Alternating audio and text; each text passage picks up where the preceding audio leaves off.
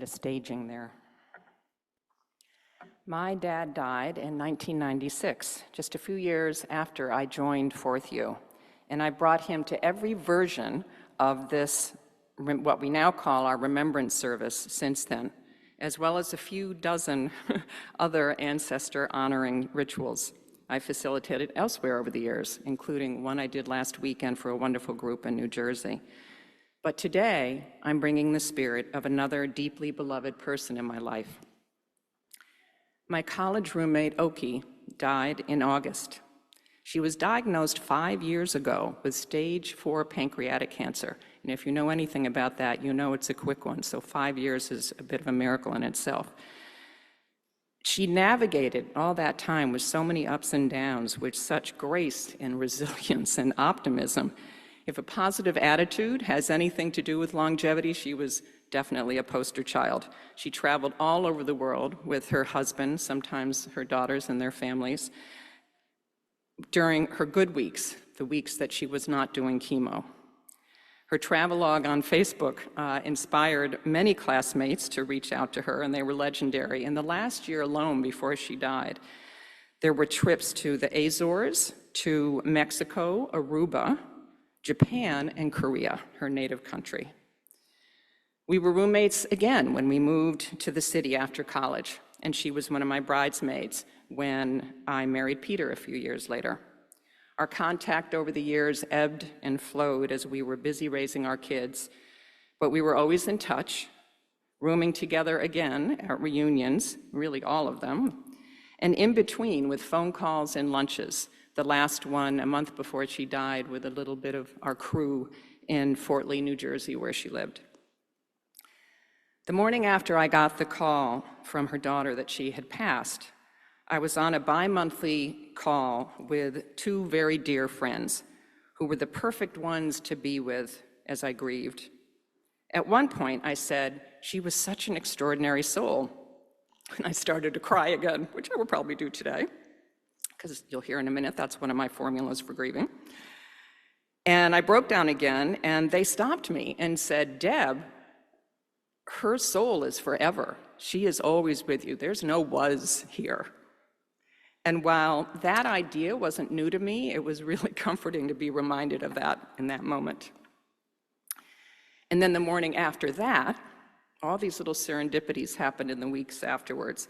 I had another already scheduled call with yet another soul sister so that we could plan a meeting that we were facilitating together the next week. She was yet another source of wise counsel and comfort. She's also a very powerful healer and intuitive. And among other things, she suggested that I talk with Oki.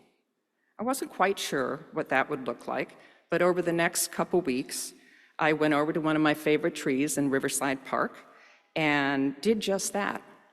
I actually transcribed my questions and her answers as I was doing it. And I suggested at some point that this was probably just a figment of my imagination, and I heard her say, "Well, excuse me, I am not a figment of your imagination." Whether it was or not, it was yet another really comforting moment. There's so many other examples of the ways that I felt held and supported in those early first weeks. Here are just a few, and those were a few too. 2 books appeared very serendipitously, and once I was able to focus enough to read, they were instrumental. One was called, and I love the title, "The Wild Edge of Sorrow: Rituals of Renewal and the Sacred Work of Grief." A friend sent that to me randomly because she knew I was a ritual person, and it just happened to arrive with no indication who it was from the day after Oki died. So I was pretty sure it was from her. I found out later who it was from, but yet another little sign from her. The other beautiful book is called Signs: The Secret Language of the Universe.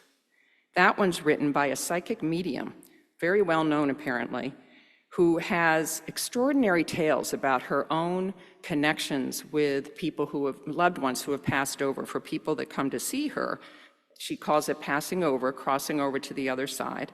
And she also teaches others to do that. So I was holding both of those and just little tidbits each day. And then I had my own experience with that signs idea the weekend after Oki died. I was walking down Riverside Drive with my grandson, and I saw a woman coming towards us with her dog. As a true New Yorker, we don't usually make too much eye contact, but I did notice, blew me away, that she had a Mount Holyoke College t-shirt on. Now that's where Oki and I graduated from. I have to tell you, in the almost 50 years that I've lived in New York, I can count on one hand, maybe less than that, the number of times I've randomly seen a Mount Holyoke t-shirt on the streets of New York. So we stopped for a moment and we talked, and it just, again, felt like this lovely hug from Oki. I'm happy to give you information about those books after the service if anybody wants to know more about them. I consider myself lucky that I've only really had a handful of major losses in my life, though I suspect as I move through my 70s, that will change. For me, my most nurturing formula, if you can call it that, for grieving is crying, talking, and lots of hugs. The night that I got the call about Oki, I was actually having my weekly sleepover in New Jersey with my son and daughter-in-law and my two little grandcuties, my grandgirls. And we were finishing dinner, and we were sitting at the table about ready to head up to get ready for bed, and I heard the phone ring in the living room. And I normally would not have jumped up from dinner to get it, but just something made me do that, and I saw who it was. I picked up the phone, dissolved, of course, but I didn't want to go back in the state that I was in, so I went around the corner and just sat on the landing of the stairs up to the second floor with just talking and crying. And of course, because it was that time of night, our younger granddaughter, Fallon, at 5 years old, came around the corner and said, "Grammy, where did you go?" And then she looked at me and she said, "Why are you crying?" And I paused for a moment. I said, "Ooh, should I tell her?" I said, "Yes, of course I do." And I said, "A really good friend of mine just died. I just found out."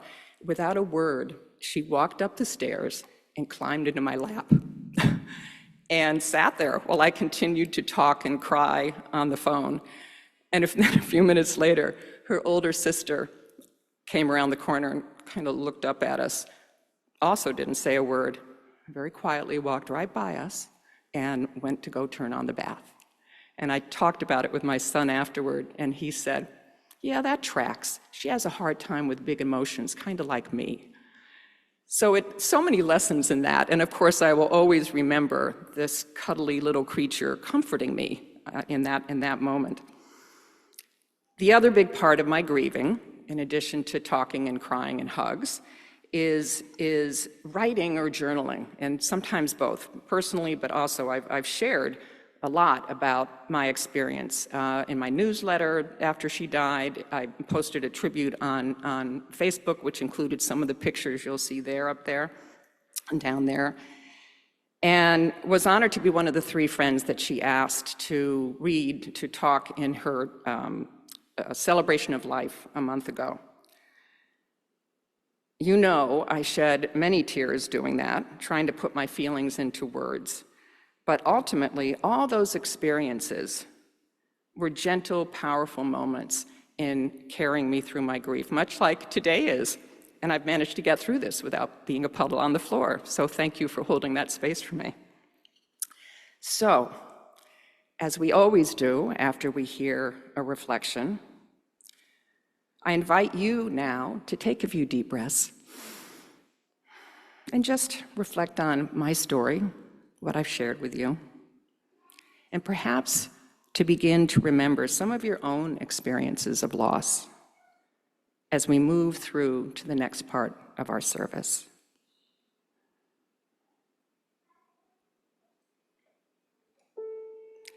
This is when we have a time of community greeting and discussion. We hope that this will be a time of connection and welcome, whether this is your first time here or you've been coming for years. If you're in person, we encourage you to consider gathering in small groups to give a friendly welcome, as well as greet your neighbors. We also encourage you to reflect together on a question that arises out of this topic we're sharing today. Today's question is, please share a grieving strategy that has been helpful for you in coping with losses in your life, a big one. Enjoy the conversation.